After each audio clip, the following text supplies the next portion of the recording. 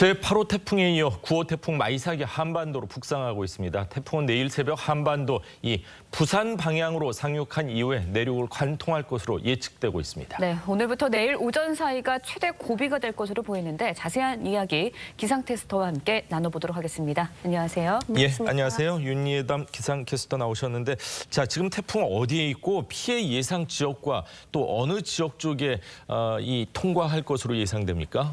네, 현재 태풍은 일본 이 서귀포 남쪽 해상까지 북상했습니다. 태풍은 뜨거운 수온의 바다에서 수증기를 끌어모으면서 세력을 계속 키워가고 있는데요. 태풍은 오늘 오후 제주도 남동쪽 해상을 지나 내일 새벽이면 부산 부근에 상륙할 것으로 보입니다.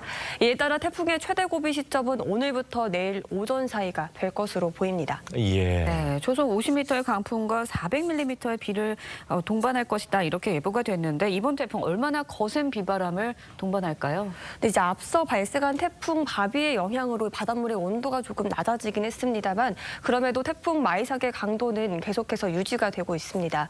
그렇기 때문에 강한 비바람에 대비를 하셔야겠는데요. 오늘과 내일 사이 제주와 경상 해안에 시속 108에서 180km, 강원 영동과 남부지방에 최소 144km의 강풍이 몰아칠 것으로 보입니다. 예. 특히 상륙 시점의 순간 최대 풍속은 시속 176km인데요. 큰 바위나 사람이 날아갈 만큼 위력적입니다. 이제 또 강풍뿐 아니라 강수량까지 많은데요. 내일까지 강원 영동과 경남, 경북 동해안과 제주도 등에 100에서 300mm, 수도권과 충북 그리고 경북 내륙에 100에서 200mm가 되겠고요. 충남과 전라도 곳곳에 50에서 150mm가 예상됩니다. 그렇군요.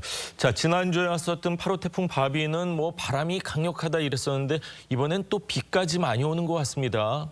네, 맞습니다. 이 태풍 바비가 비보다는 이 바람이 강했다면요. 이번 예. 태풍은 매우 강한 비와 바람, 이 둘 다 모두를 동반하는 차이라고 볼 수 있겠습니다.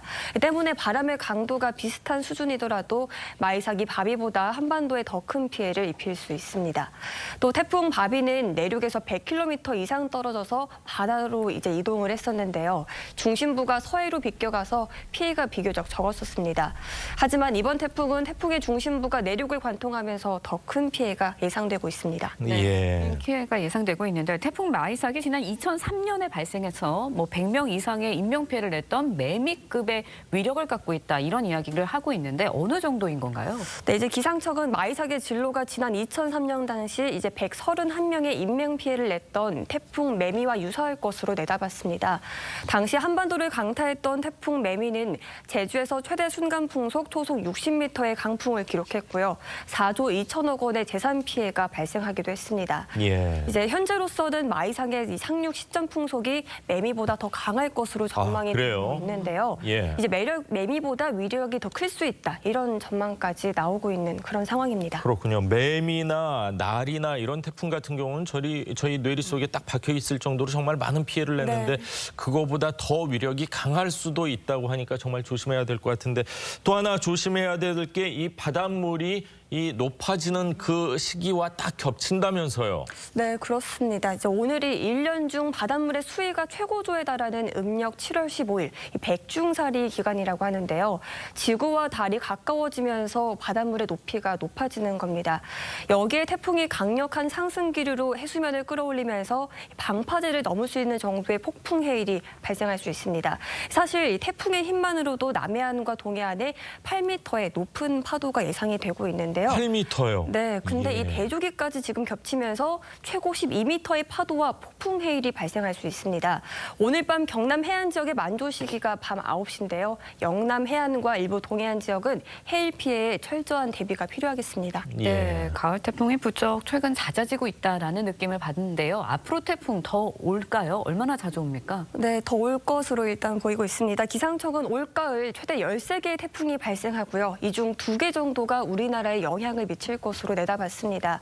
이 가을 태풍이 잦아지고 있는 이유 중 하나가 바로 고수온 현상인데요. 이제 보통 태풍의 씨앗은 서태평양에서 만들어집니다. 예. 이 필리핀 동쪽 해상에 이 태평양에서 가장 뜨거운 물이 모여 있는데요. 이렇게 안 그래도 수온이 높은데 여기에 지구의 기온까지 가파르게 상승하고 있습니다. 결국 지구온난화가 바다의 수온을 높이게 되는 건데요. 이 때문에 가을에도 태풍이 발생하기 좋은 호조권이 생성되면서 태풍 발생이 잦아지고 있는 상황입니다. 그렇군요. 내일 새벽 3시쯤 부산 인근 지역으로 상륙할 것으로 보이니까 남부 지역에 계신 분들 각별히 주의하셔야 될 것 같습니다. 자, 윤예담 기상캐스터와는 여기서 인사하도록 하겠습니다. 말씀 고맙습니다. 감사합니다. 고태풍 마이삭이 매우 강한 세력으로 한반도를 향해 북상하고 있습니다. 현재 태풍은 서귀포 남쪽 약 330km 부근 해상을 지나 오늘 저녁 제주 동쪽 해상을 지난 뒤 내일 새벽이면 부산에 상륙할 것으로 보입니다. 레이더 영상 보시면 현재 일부 경상 내륙에 호우특보가 발효 중인 가운데 시간당 30mm 이상의 비가 세차게 쏟아지고 있고요. 그 밖에 전국 곳곳에서 비가 내리고 있는 모습 확인하실 수 있습니다. 내일까지 전국이 태풍의 영향권에 들면서 많은 비가 내리겠는데요. 내일까지 강원 영동과 경북 동해안, 전라 동부와 경남, 제주도에 100에서 300mm가 되겠고요. 그 밖에 전국에 50에서 많게는 200mm의 비가 예상됩니다.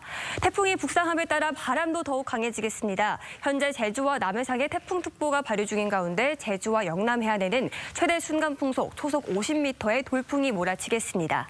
여기에 바닷물의 수위가 최고조에 달하는 백중사리 기간이 겹치면서 폭풍 해일 피해까지 우려되고 있습니다. 침수 피해와 해안가 안전사고에 철저히 대비하시기 바랍니다. 날씨였습니다.